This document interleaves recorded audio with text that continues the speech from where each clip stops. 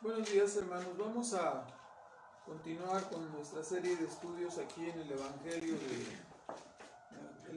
de Marcos, y el día de hoy pues damos las gracias a Dios por esta oportunidad y este tiempo, y vamos a hacer una oración para dedicar este tiempo para Dios. Nuestro Padre Celestial, agradecemos en esta mañana, Señor, tus providencias, todas las cosas que tú permites en nuestras vidas. Agradecemos que nos has concedido poder transmitir la adoración de este día, y te suplicamos que bendigas tu palabra y que sea prosperada tu causa, tu reino, que sean consolados los corazones que requieren el consuelo y el amor en sus vidas, y también, Padre, que sean exhortados nuestras almas para temer y alejarnos del pecado y glorificar tu nombre en nuestras vidas y en nuestra obediencia cotidiana. Rogamos, Padre, por la ayuda, por la influencia de tu Espíritu Santo, para que podamos con ellos, Señor, dirigir nuestros pensamientos y nuestras mentes y concentrarnos en el contenido de tu palabra, Señor, y con la ayuda de tu Espíritu Santo esta redarguya nuestros corazones, redarguya nuestras almas, y podamos ser edificados para la gloria de tu nombre. Pedimos que tú nos ayudes con todas las circunstancias, y te damos las gracias una vez más, Padre. En el nombre de Cristo Jesús te bendecimos, Señor. Amén.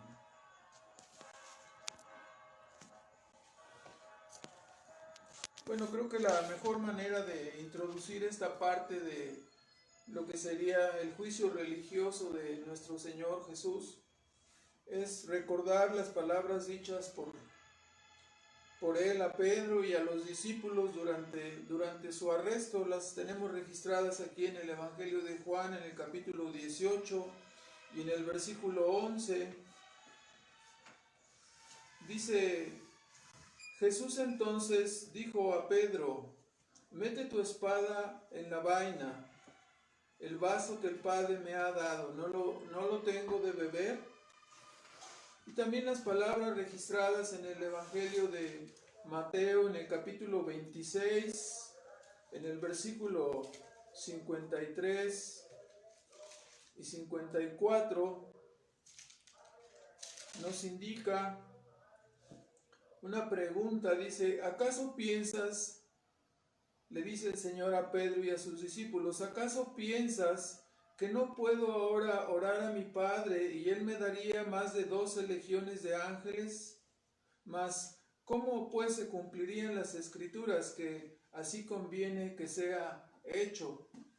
Y bueno, estas palabras nos muestran que su entrega, su arresto y todas las cosas que estaban por suceder en realidad eran una ofrenda voluntaria, un acto supremo de amor, de sacrificio.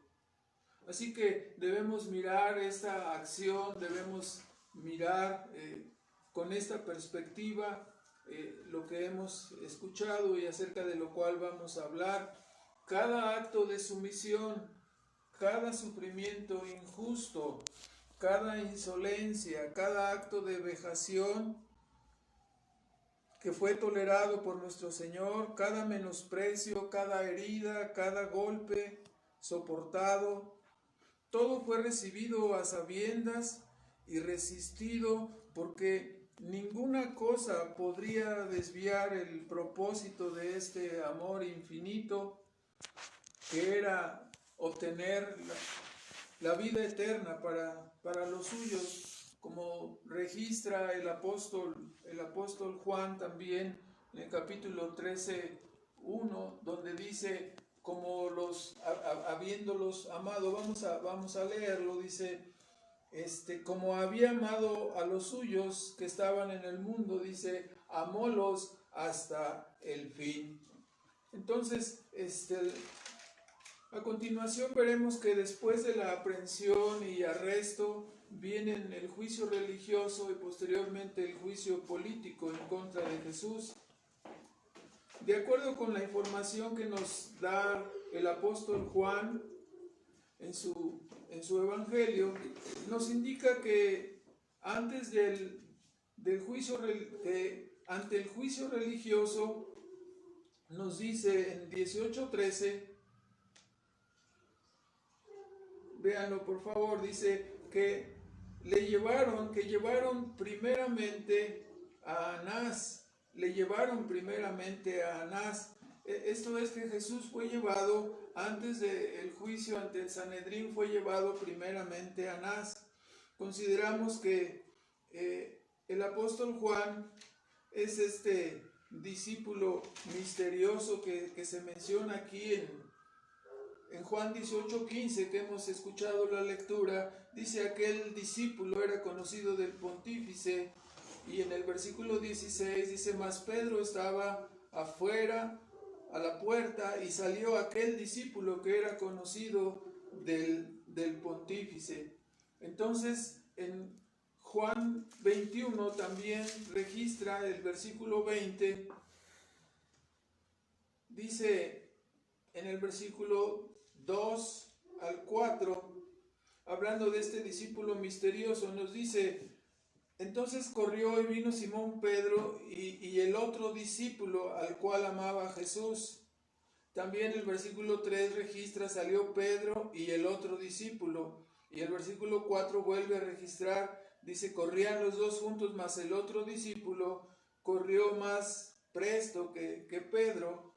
Y así también en el versículo 8 entró también, dice, el otro discípulo, hablando de cuando había estado en el sepulcro, para que corrieron para verlo. Y también en el versículo 21, capítulo 21 y versículo 20, nos indica que se volvió Pedro viendo a aquel discípulo, vuelve a mencionarlo, versículo 3. Entonces uno se pregunta: ¿quién es ese discípulo? Y dice el versículo 24: este es aquel discípulo que da testimonio de estas cosas y escribió estas cosas. Es decir, se refiere, como ya hemos mencionado, al apóstol Juan. Y él es quien también acompañaba a Pedro, y como hemos escuchado, le dio acceso a Pedro a la casa de Anás, porque Juan era conocido de este sumo sacerdote. Entonces, este apóstol Juan es quien amplía la información biográfica acerca de Anás y acerca de Caifás, dos personajes de élite en el mundo religioso del tiempo de Jesús, y que vinieron a la fama mundial por su desdichada y maligna participación en el juicio religioso de nuestro Señor Jesús. Primeramente, Anás, dice, él era sumo sacerdote, y aunque había sido sumo sacerdote algunos años antes, conservaba mucha influencia, como estamos viendo. El historiador Flavio Josefo menciona que algunos de los hijos de este Anás también fueron sumos sacerdotes, y como estamos observando, el propio Caifás era su yerno. Razón por la cual entendemos que Jesús fue llevado después del arresto primeramente a Anás. Siendo de madrugada esta circunstancia, se verificó ahí un interrogatorio de parte de Anás.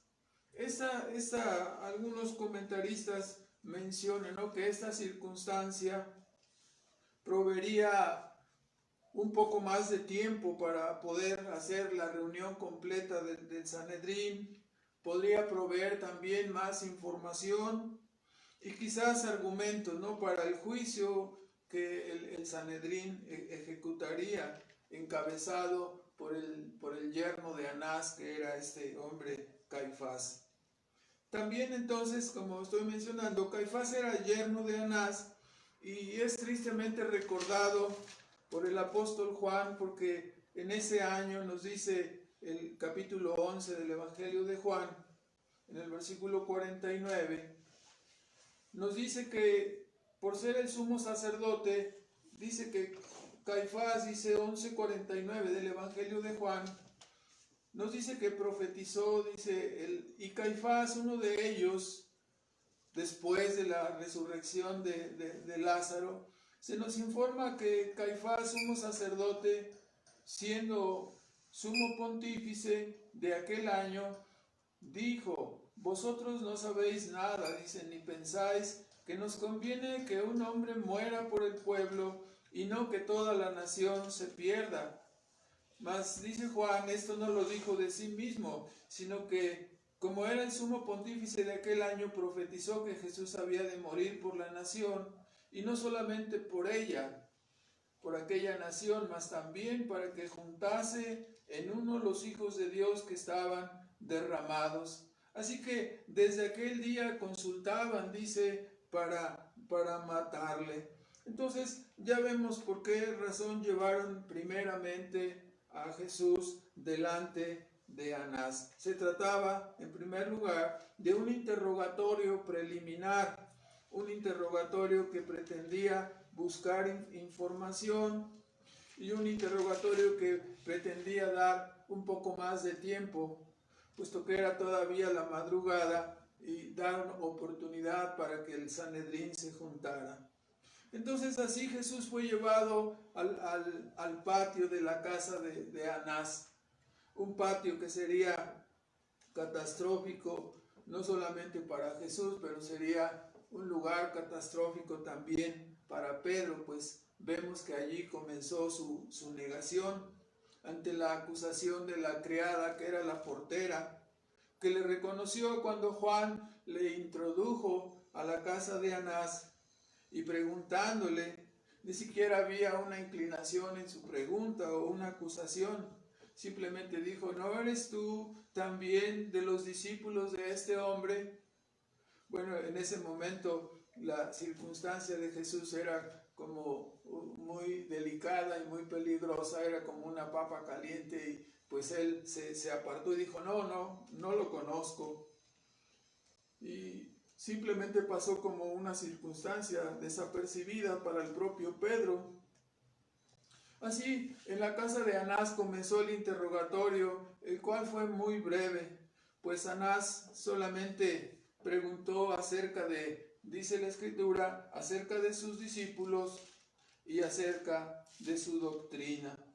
Entonces, vemos que en el versículo 19 del capítulo 18, Jesús dice, y el pontífice preguntó a Jesús acerca de sus discípulos y acerca de su doctrina. Entonces, este interrogatorio trajo una respuesta de parte de Jesús. Cuando el pontífice le pregunta acerca de los discípulos y su doctrina, Jesús le responde: yo he hablado abiertamente y manifiestamente en el templo, en la sinagoga,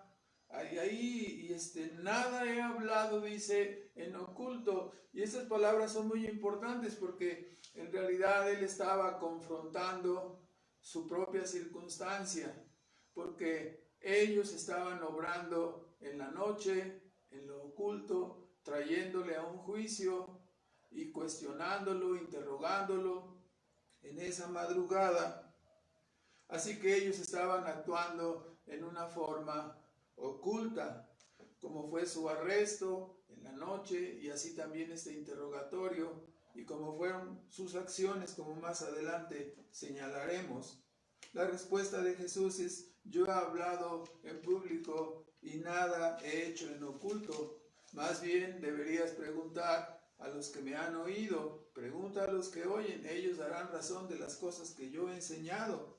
Esta respuesta desató la violencia de uno de los criados de Anás, de uno de los criados de este hombre, el cual le dio una bofetada.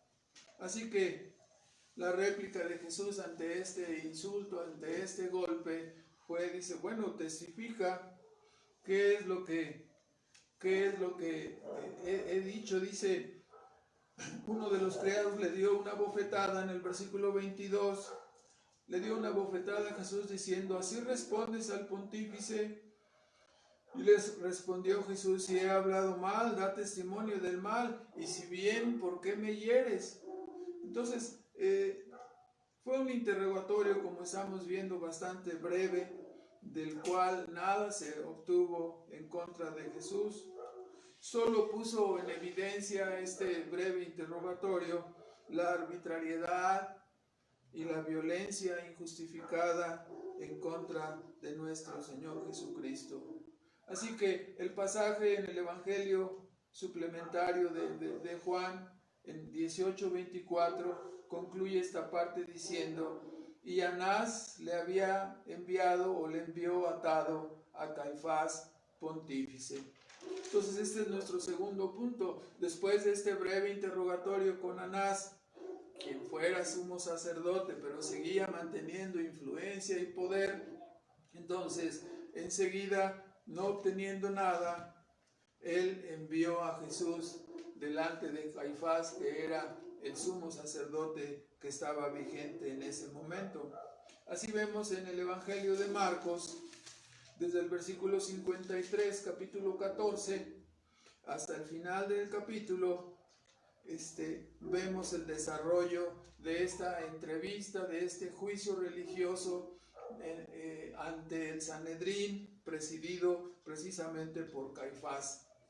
Entonces, antes de entrar a él, hemos de recordar que Israel se encontraba bajo el control y el dominio del Imperio Romano. Por esta razón, no podían ellos ejercer la pena capital sin la anuencia, sin la aprobación de las autoridades romanas. En este caso, sin la autorización de Poncio Pilato. Por lo anterior, ellos debían oficializar y sustentar la sentencia para poder obtener la aprobación y así que fuera ejecutada cualquiera persona, en este caso nuestro Señor Jesús. Así que su apresurada reunión de madrugada no fue para tratar asuntos meramente doctrinales, sino en realidad para completar el complot de homicidio en contra de Jesús de Nazaret y así poder obtener la aprobación requerida y poder entregar a Jesús para que fuese muerto y como él había profetizado, ¿no? Crucificado. Nos dice Marcos en 14:55 que los principales sacerdotes y todo el concilio buscaban testimonio contra Jesús para entregarle a muerte. Dice, mas no lo hallaban. O sea, qué curiosa circunstancia, ¿no? Que primero le arrestaron y luego estaban buscando el testimonio para poder enviarlo a la muerte. O sea, las cosas estaban al revés. Así que después de muchos intentos tratando de encontrar la justificación, se presentaron unos testigos falsos, los cuales torcieron aquella palabra, palabras dichas por Jesús, registrado aquí en el 57 y 58, dice que se levantaron falso testimonio contra él unos, dice nosotros, 14:58 de Marcos, nosotros le hemos oído decir, yo derribaré este templo que es hecho de mano y en 3 días edificaré otro hecho sin mano. Estas palabras habían sido pronunciadas muchas veces, algunas de ellas están registradas, una de ellas está registrada casi al principio del ministerio de Jesús en el capítulo 2 del Evangelio de Juan, en el versículo 19, cuando los judíos, después de que Jesús había hecho la primera purificación del templo, le preguntaron, bueno, ¿por qué haces estas cosas? ¿Qué señal nos muestras ya que haces esto, ¿no? De purificar el templo. Y en 2:19 de Juan nos dice, dijo Jesús, les respondió, destruid este templo y en 3 días lo levantaré. Y los judíos, pues, prácticamente se rieron de él. Dicen, 46 años este templo fue edificado y en 3 días tú lo levantarás. mas él hablaba, dice el evangelista, del templo de su cuerpo.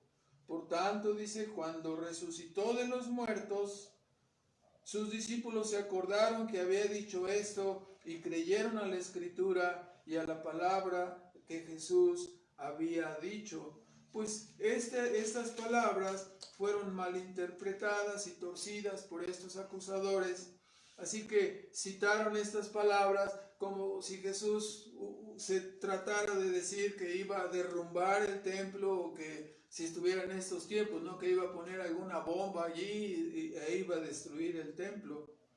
Entonces se levanta Caifás, que presidía el Sanedrín, siendo el sumo sacerdote en ese año, y en lugar de, él toma el papel como si él fuera el fiscal.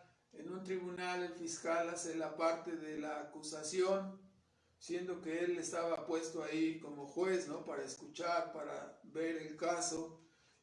Pero Caifás toma la posición de fiscal y comienza a interrogar a Jesús. Se olvidó de su papel, ¿sí? Y él le dice, bueno, ¿qué dices de esta acusación que te están haciendo, de que tú dijiste que ibas a destruir el templo? Nos dice 14:60 de Marcos que Jesús guardaba silencio, que no contestaba nada. Era desesperante para ellos, que estaban buscando cómo acusarle, cómo prenderle en alguna falta, cómo agarrarse de algún argumento para decir, tú dijiste y aquí está la prueba, y para poder condenarle. Y el sumo sacerdote dice, bueno, no respondes nada, ellos están testificando contra ti, te están acusando. Y como si fuera un experimentado fiscal, Caifás entonces hace la pregunta, ¿no?, registrada por el Evangelio de Mateo. Dice que Caifás pronunció las palabras, te conjuro, es decir, te pongo que me digas bajo juramento delante de Dios, si tú eres el Cristo, que no lo digas ahora, si tú eres el Hijo de Dios. Entonces, estas palabras puestas, dirigidas a Jesús bajo juramento, poniéndole bajo juramento, recibieron una respuesta. Dijo, tú eres el Hijo del bendito. Es una palabra muy interesante registrada aquí en 14:61 del Evangelio de Marcos, llamándole a Jesús. Ellos no querían pronunciar el nombre de Dios, entonces le llamaban de esta manera, así, el bendito, el bienaventurado. ¿Eres tú el Hijo del bendito? ¿Eres tú el Hijo del bienaventurado? El que es dichoso y feliz en sí mismo, no necesitado de ninguna cosa, autoexistente y autosuficiente. Y Jesús respondió, tú lo has dicho, yo soy. Combinando la respuesta de Mateo y de Marcos, tú lo has dicho, yo soy, yo soy. ¿Sí? Entonces, de esta manera, él respondió, no solamente diciendo yo soy, confirmando y declarando su divinidad, pero agregando, ¿no?, el capítulo 7 de Daniel en el versículo 13, diciendo, de cierto os digo que de aquí en adelante veréis al Hijo del Hombre viniendo, sentado a la diestra del poder y viniendo en las nubes del cielo. Esta respuesta nos indica, ¿no?, primero, acerca de la pregunta.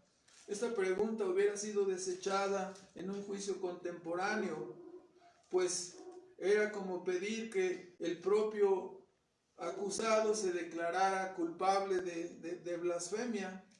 Mas la respuesta de Cristo, al ser puesto bajo juramento, ¿sí?, fue directa y abierta, indicando su identidad, reconocida ya por sus discípulos y reconocida por todos aquellos que tenían ojos para ver, ¿sí?, a través de sus prodigios y señales que acompañaban a la palabra predicada. Así que Jesús da su respuesta aludiendo a su muerte, su resurrección, su ascensión, sentarse a la diestra del Padre y estar viniendo, dice, en las nubes. Estamos viviendo ese tiempo. Jesús viene en las nubes, Jesús está viniendo. Por consecuencia, esta respuesta sería catastrófica para él, pues él se levantó Caifás y rasgó sus vestiduras, como hemos escuchado en la lectura. Dice el Levítico 24, en el versículo 11, este pasaje debemos de leerlo con cuidado, porque ese es el pasaje que estaba rondando la mente del Sanedrín, especialmente de Caifás, cuando Jesús dijo la respuesta de yo soy, y de aquí en adelante estaré sentado a la diestra del poder y me veréis viniendo en las nubes del cielo. En Levítico 24, en el versículo 11, hay una historia registrada de una mujer israelita que se casó con un hombre egipcio, cuyo hijo se dice, ¿no?, que usó el nombre de Dios y después maldijo. Este hijo de la mujer israelita pronunció el nombre, dice, y maldijo. Entonces le llevaron a Moisés, y esta mujer llamada Selomit, hija de Dribi, dice, de la tribu de Dan, versículo 16, cuando fue llevado a Moisés, Moisés consultó a Dios, y en el versículo 16 nos indica que Dios le habló y le dijo: el que blasfemare el nombre de Jehová ha de ser muerto, toda la congregación lo apedreará, así el extranjero como el natural, si blasfemare el nombre, que muera. Entonces, el versículo 23, y habló Moisés a los hijos de Israel, y sacaron al blasfemo fuera del real, y lo apedrearon con piedras. Y los hijos de Israel hicieron según que Jehová había mandado, lo que Jehová había mandado a Moisés. Entonces, Caifás tomó esta ilustración, este ejemplo, para decir: ¿qué más necesitamos? No se requiere más. Aquí él ha blasfemado. Entonces, también hay que señalar en Levítico 10, en el versículo 6, que el sumo sacerdote no debía rasgar sus vestiduras. También cuando murieron los hijos de Aarón, Moisés habló de parte de Jehová a su propio hermano Aarón, diciendo que no estuviera triste y que no descubriera su cabeza ni rasgara sus vestidos para que no muráis. Esto es en Levítico 10, en el versículo 6. Solamente que la interpretación del Talmud decía, así lo consideraban los intérpretes en aquel entonces, los intérpretes judíos, consideraban que solamente por un caso de mucha tristeza, por un caso de alguna gran tristeza o blasfemia, el sumo sacerdote tenía la oportunidad de rasgar sus ropas. Esto fue la interpretación que ellos hicieron de ese pasaje dado por Dios.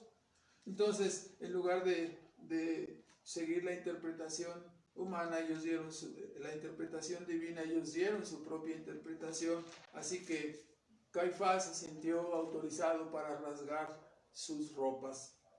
Y de esta manera, todo el concilio, juntamente con Caifás, en unanimidad, consideraron que ya no había necesidad de más testigos. Ellos dijeron: ha blasfemado delante de nosotros, ¿no? Jesús mismo había, según ellos, blasfemado al decir la verdad, ¿no?, al decir que era hijo de Dios. Por supuesto, todos le condenaron y lo consideraron como culpable por decir la verdad, por decir que él era el verdadero hijo de Dios. Es una verdadera tristeza, ¿no?, comparar la historia de este hijo de Selomit, que fue un blasfemo al maldecir el nombre, a compararlo con la vida y la obra y la predicación de Cristo. Él era un santo, un hombre justo, un hombre que exaltó y glorificó a su Padre Celestial, que predicó la palabra con prodigios y señales, y era comparado, ¿no?, con un vulgar blasfemo. Y así fue como fue realizado este juicio, y todos le condenaron, dice el versículo 64, todos le condenaron ser culpable de muerte, de ser un blasfemo, por decir la verdad, por decir que él era verdaderamente el Hijo de Dios. El capítulo finaliza registrando la negación inicial, continuando, ¿no? El registro de la negación de Pedro y señalando dos negaciones más, y de esta manera se cumplió lo profetizado por el Señor, que antes de que el gallo cantara 2 veces, él le negaría 3 veces y diría que no le conocía. Conocemos el pasaje, lo vimos la semana anterior. Él terminó negando con juramento y con maldición, ¿no? Tristemente. Ahora, en tercer lugar, después de ver el interrogatorio de Anás, después de considerar el juicio realizado ante el Sanedrín, todo esto en la madrugada, ¿sí? Y considerando que ahí fue presidido por Caifás, como hemos visto, vamos a ver enseguida algunas razones o algunas anomalías por las cuales este juicio pudiera ser considerado como inválido, injusto, inapropiado, todos los calificativos que lo descalificarían como genuino. En primer lugar, hemos de señalar que nos percatamos, ¿no?, en la lectura del Evangelio escrito por los testigos que acompañaron a Jesús, por estos evangelistas, especialmente ahorita hablando de Marcos, que era acompañante tanto de Pedro, después de Pablo. En fin, las razones son las siguientes. En primer lugar, nos percatamos, es inválido el juicio, es una anomalía completa. ¿Por qué? Porque había un complot de antemano. Juan 11, que ya leímos en el versículo 53, después de la resurrección de Lázaro, que Caifás pronunció su profecía de que era mejor que un hombre muriera y no que toda la nación se perdiera. Entonces, dice, desde entonces procuraban matarlo, ¿no? Varias veces hemos leído en el Evangelio de Marcos y en los demás evangelios que ellos tenían la intención de matarlo. Entonces, desde temprano en su ministerio, eso se había manifestado. En segundo lugar, su arresto, el arresto de Jesús, fue el resultado de un arreglo, de un soborno, en donde Judas recibió 30 monedas de plata para entregar en este caso a Jesús. Otra razón, ¿no?, para ver la malignidad. En tercer lugar, las acusaciones que le fueron hechas a Jesús fueron realizadas a través de testigos falsos, es decir, de testigos comprados, de personas que se prestaron para ser instrumentos del maligno, haciendo acusaciones falsas. Y como ya hemos señalado, de hecho, normalmente nosotros hemos escuchado, ¿no?, cuando dicen esta persona la boletinan para que sea arrestada, ¿no?, porque cometió tales y tales y tales cosas, entonces se boletina para que sea arrestado. Pero aquí vemos al contrario, ¿no? Primero lo arrestan y luego buscan la razón, buscan la causa para poder acusarle, ¿no?, pervirtiendo todo lo que pudiéramos llamar justicia. En cuarto lugar, los golpes, los maltratos, las burlas contra el acusado invalidarían el juicio, ¿no?, en cualquier otra latitud, en cualquier otra circunstancia. En quinto lugar, en este juicio religioso vemos que Caifás, que era el sumo sacerdote, era el juez, ¿no? El juez que escucha para dictaminar, él mismo se convirtió en acusador, ¿no? O sea, el juez era totalmente parcial, en este caso era totalmente en contra del acusado, ¿no?, lo cual se puede ver totalmente en la simple lectura del Evangelio. En sexto lugar, el sumo sacerdote Caifás puso bajo juramento al al acusado, ¿no? Para que éste se declarara culpable. Su pregunta o la pregunta realizada hubiera sido improcedente en cualquier otro juicio, al menos es lo que hemos entendido hasta ahora. En cualquier otro tribunal hubiera sido desechado, ¿no? Las leyes, aunque muchos lo ignoran, muchas de las leyes, muchas de la influencia de nuestra legislación viene del derecho romano, ¿no? Inclusive hay una materia que se estudia en la carrera de leyes, en el primer y en el segundo año, que se llama derecho romano, ¿no? Lo cual fue pisoteado, ¿no? Totalmente. Ahora, en séptimo lugar, si consideramos la propia interpretación, el Talmud judío, que en su interpretación de la ley señalaba cuando menos tres cosas. Señalaba que los juicios nocturnos estaban prohibidos. Entonces, este juicio fue realizado en la madrugada. Era una transgresión de la propia interpretación que ellos daban a la ley. En segundo lugar, en casos de pena capital, por ser tan delicado el asunto, la sentencia se tendría que dar al día siguiente después del juicio. Ellos lo realizaron, ¿no? De inmediato, en esa noche del viernes, en ese día del viernes, comenzando en la noche, le juzgaron en la madrugada y en ese mismo día le sentenciaron, violentando su propia interpretación de las leyes. Y en tercer lugar, estaba prohibido, puesto que era en las fiestas principales, estaba prohibido realizar estos juicios para no interferir con el gozo y la alegría de las fiestas principales. En este caso, la Pascua es una fiesta principal de los judíos y no les importó, ellos cumplieron su propósito en el mero día de la Pascua, ¿no? A todas luces, este juicio religioso resulta como más bien una parodia que un juicio verdadero. Pues todas estas cosas fueron las que sucedieron.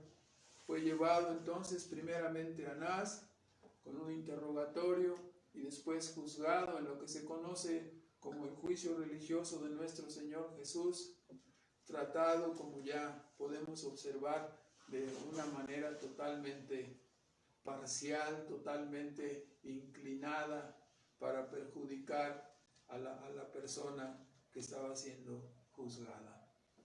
Vamos a terminar con unos comentarios para meditar. En primer lugar, este pasaje nos muestra la manera correcta como debemos mirar la pasión de Cristo. Evidentemente, su obediencia en las condiciones más adversas saca a la luz, en primer lugar, la extrema miseria y crueldad del pecado humano, ¿no?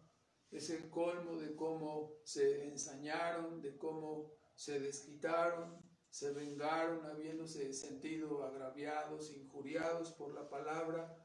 Vemos cómo desplayaron el complot, los ardides, las mentiras y, por supuesto, los golpes y los desprecios realizados en contra de una persona justa y santa. Pero más allá de esta miseria, la forma correcta como debemos mirar la pasión de Cristo, más allá de ver esta miseria humana, debemos mirar al verdadero Cordero, inocente, impecable, al Santo, al Todopoderoso, entregándose voluntariamente. Es decir, esto no fue algo que Él no pudiera evitar, sino que más bien Él soportó con mucha paciencia, ¿no? Y se entregó voluntariamente. Podría haberse escapado si quisiera, mas lo miramos ejerciendo un control perfecto sobre sí mismo para manifestar con sus acciones, ¿qué cosa? El propósito que siempre había tenido, manifestar un amor profundo e insondable. Esa era la meta, mostrar este amor eterno que Dios tiene por sus hijos. Por eso lo vemos realizar todas estas cosas, por eso lo vemos soportar es la manifestación del amor de Dios por su pueblo, la manifestación del amor de Dios por sus hijos. Esta entrega voluntaria del Todopoderoso, el Hijo de Dios y verdadero hombre, fue un acto voluntario. Él podría haber escapado en el momento que él lo hubiese deseado, pero soportó todas estas cosas para dejarnos un ejemplo y para darnos una muestra de lo que es el amor verdadero, el amor de sacrificio, desconocido en toda la latitud de la humanidad, mas mostrado y declarado por la persona y por la obra de Cristo, especialmente aquí en su pasión. En segundo lugar, es evidente que lo que padeció no lo merecía, pues era santo y justo.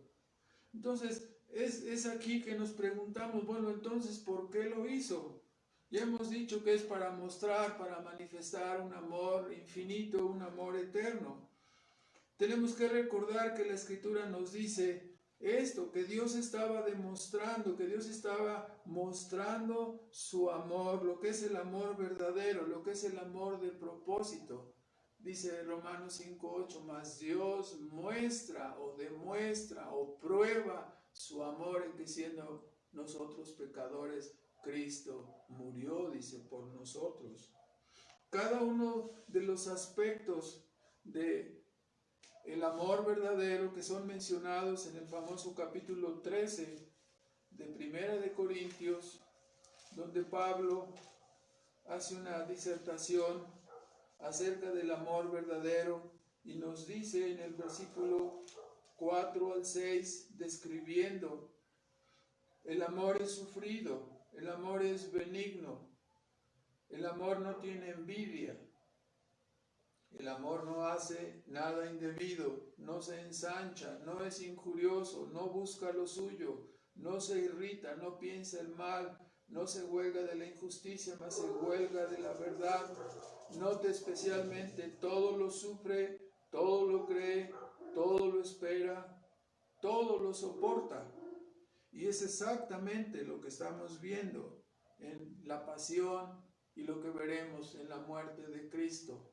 La manifestación de ese amor, el cual Pablo describe en 1 Corintios 13, es personificado y es llevado a cabo de la manera más exacta, cumpliendo cada espacio de esta definición, cumplido por la pasión y la muerte de Cristo. ¿No es esto lo que miramos acaso? Nos preguntamos, ¿cómo demostrar un amor infinito? ¿Cómo se puede demostrar un amor infinito? Y la respuesta de Dios es que miremos a la pasión y a la muerte de Cristo en la cruz del Calvario. Ese es el amor demostrado por los pecadores. Allí está la prueba, allí está la demostración de su amor. Lo miramos allí soportando insultos, golpes, vejaciones, burlas, injusticias. Y si uno se pregunta, ¿por qué lo haces? ¿Por qué lo hiciste? Y la respuesta es, de Cristo estoy demostrando la abundancia y la profundidad del amor de Dios por los pecadores. En tercer lugar, notemos también en este pasaje la gran hipocresía de que puede ser capaz un ser humano. Estos religiosos de Alcurnia, que eran conocedores de la ley y que eran al mismo tiempo, siendo conocedores de la ley, eran al mismo tiempo capaces de tolerar la mentira, el falso testimonio, pero se ofendían ante los milagros y la palabra de verdad de Cristo. Anás, cuyo el significado de su nombre se va a ustedes sorprender. Anás quiere decir el misericordioso. Caifás es un nombre que significa la roca. Así Cristo fue interrogado y juzgado, ¿no?, por la roca y por el misericordioso. En este juicio, estos religiosos, Anás y Caifás, resultaron unos pillos, unos malvados, y en el caso de Anás y Caifás resultó una roca de tropiezo, ¿no? Les vemos en su misma actitud. Uno pensaría, bueno, después de que cometieron esa terrible maldad, en el libro de Hechos, en el capítulo 4, todavía miramos a este par de hombres teniendo una influencia, y registrado en el capítulo 4 del libro de Hechos, después de la sanidad del cojo que estaba ahí en el templo, en el versículo 6, vuelven a aparecer. De nada sirvió el testimonio de la resurrección de Cristo. Ellos se endurecieron ante las señales, ante la verdad, ante los milagros, y nos dice que después aparecen aquí en el versículo 6, 4, 6, capítulo 4, versículo 6, y Anás, príncipe de los sacerdotes, y Caifás, y Juan, y Alejandro, y todos los que eran de linaje sacerdotal, no les preguntaban y cuestionaban a los discípulos con qué autoridad han hecho este milagro, cómo se atreven, ¿no? ¿Por qué hicieron estas cosas? Y Pedro, lleno del Espíritu Santo, les contesta, ¿no? Por la resurrección de Cristo, ¿no? Somos demandados, dice, y sea notorio, ¿no? Por este hombre, ¿sí? Por este hombre que ustedes mataron y crucificaron. Dice, no hay otro nombre bajo el cielo en el cual podamos ser salvos. En ese nombre y bajo esa autoridad estamos haciendo esta señal. Entonces, con razón, escuchamos muchas veces las palabras de que los peores de los pecadores son los que se profesan ser creyentes en Dios, ¿no? Estos que se daban golpes de pecho, al mismo tiempo ejercían el complot, el soborno, el homicidio, mas en su opinión eran irreprensibles.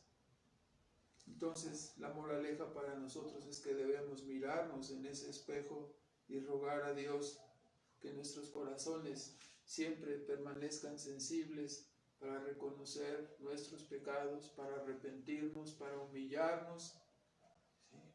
Para que no nos endurezcamos y no lleguemos a la magnitud y a la dureza de corazón que llegaron estos hombres. En cuarto lugar, las escenas contempladas el día de hoy nos llevan a plantear la pregunta: ¿por qué Dios permite que sus hijos sufran en este mundo? ¿Por qué si Dios el Todopoderoso, por qué si Dios es el Todopoderoso y pudiera evitar que nosotros suframos, por qué no lo hace? ¿Por qué no lo evita? Y la respuesta es, ya sabemos, todos nosotros enfrentamos sufrimiento. Este domingo, pues, estamos cargando la tristeza de la partida, la tristeza y el gozo de la partida de nuestros hermanos Gildardo y Lourdes. Y tenemos dolor y tenemos sufrimiento en nuestro corazón, pero al mismo tiempo tenemos gozo y contentamiento. ¿Qué respondemos? ¿Por qué Dios no evitó ese sufrimiento? ¿Por qué no impidió que ellos murieran? La respuesta es que el Señor puede librarnos de toda aflicción si Él así lo quisiera, mas en su sabiduría permite que suframos y padezcamos. Y Dios quiere que veamos estas ocasiones como oportunidades para manifestar nuestra confianza y nuestro amor a Él. Son pruebas para nosotros, son oportunidades, ¿sí? Y son ocasiones en las cuales nosotros debemos manifestar nuestra confianza a través de esos sufrimientos. No es que seamos masoquistas o no es que seamos estoicos, pero entendemos que Dios usará estos momentos y providencias oscuras para madurar y perfeccionar nuestro carácter y llevarnos a construyendo en nosotros un carácter en la semejanza de nuestro Señor Jesucristo. Él fue perfeccionado por aflicciones, dice, y nosotros hemos de recorrer el mismo camino. Son ocasiones para que nosotros nos humillemos, que nosotros nos inclinemos ante Él, como Job se inclinó ante la pérdida de todos sus hijos. Y aunque grandes dardos aguijonean nuestras mentes, diciéndonos, pero no es justo, no está bien, y uno se molesta o se puede enojar, mas mirando los sufrimientos y los padecimientos de Cristo Jesús, el Santo de Dios, uno se pregunta, ¿qué son nuestros sufrimientos y padecimientos siendo nosotros viles pecadores? No buscamos nosotros los sufrimientos, pero si Dios nos los envía tenemos que recibirlos. Y el asunto es preguntarnos, ¿no es cierto que la sombra de los padecimientos, de la pasión y la muerte de Cristo aplacan nuestros dolores y tristezas? Él era el santo y el justo. Cuando le miramos a Él, ¿quién de los hombres pudiera mirar hacia Él y decir, no, yo soy santo y justo, ¿por qué me dejas que me lleguen estos sufrimientos? No hay uno solo justo.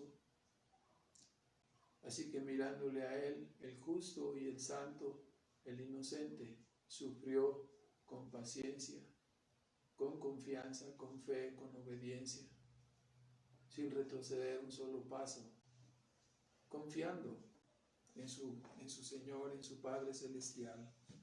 En quinto lugar, el conocimiento del juicio religioso de Jesús nos confronta como oyentes imparciales. ¿Cuál es nuestro veredicto? ¿Le declararemos culpable e impostor por confesarse hijo de Dios? ¿Nos rasgaremos las vestiduras o nos inclinaremos ante Él en adoración?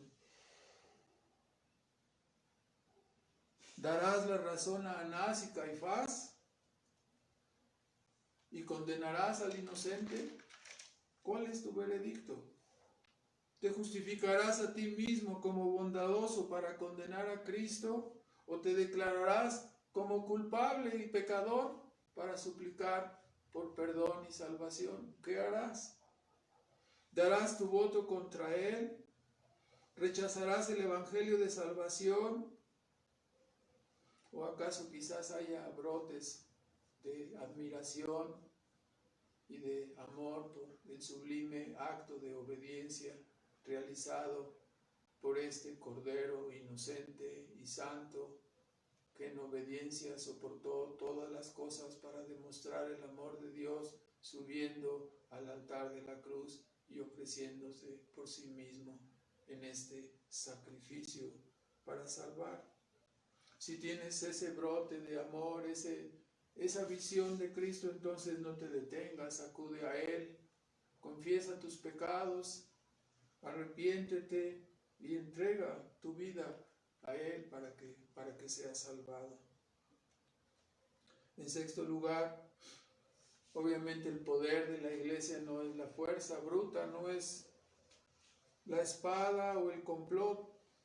El poder de la iglesia es espiritual, moral y ético. Así que guardemos la espada y más bien inclinemos la rodilla y busquemos de esta manera el verdadero poder que viene de Dios, ¿no? A través de la oración. En séptimo lugar, armémonos en oración con humildad, con paciencia y con el amor de Cristo, para que en todo tiempo podamos glorificar su nombre en nuestras vidas, aún en los sufrimientos y aún en el dolor. Y en último lugar, cuando miramos los sufrimientos de Cristo Jesús, debemos de mirarlos como un acto sublime de amor y de obediencia. Y debemos entenderlo, ¿no? Para aquellas personas que dicen, no, es que pues Dios como tiene todo y Dios no sufre nada. Bueno, en este caso el Padre y el Hijo experimentaron personalmente y plenamente los sufrimientos y el dolor y la pérdida en la propia experiencia de la pasión y la muerte de Cristo. Es algo que debemos contemplar y admirar y darle honor y gloria a Dios hoy y siempre.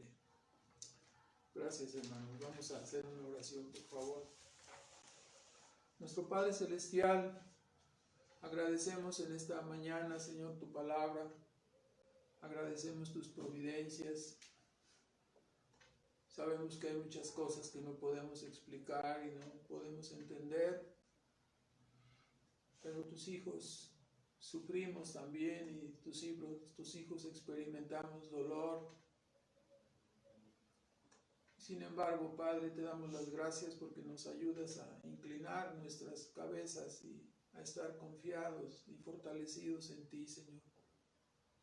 Sabiendo que tenemos un ejemplo sublime y un ejemplo maravilloso en el amor demostrado por Cristo en su pasión y en su muerte, amor que como seres humanos desconocíamos, mas ahora nos es claramente enseñado a través de la pasión y la muerte de Cristo, mostrándonos, Padre, la grandeza de tu persona y mostrándonos que Cristo es nuestro mediador único que puede compadecerse de nosotros y habiendo experimentado por sí mismo en su pasión y muerte todo el dolor y el sufrimiento que nosotros pudiéramos haber atravesado, Señor. Gracias te damos, Padre, por su ejemplo, por su obra, a través de la cual tú enseñas el verdadero e infinito y eterno amor que tú tienes para con tus hijos. Y Padre, gracias por abrir nuestros ojos para poder mirar y para poder recibir el consuelo que hay en tu persona, en tu maravilloso Hijo, nuestro Salvador Cristo Jesús, en el nombre de quien te pedimos que escuches nuestros ruegos y que seas consuelo para los que tienen dolor y sufrimiento, y para que puedan, con tu ayuda y con la influencia de tu Espíritu Santo, Señor, mirar y ser consolados con la consolación que tu Hijo Jesucristo da a todos sus hijos. Te bendecimos, Padre, y te damos las gracias en el nombre de Cristo Jesús. Amén.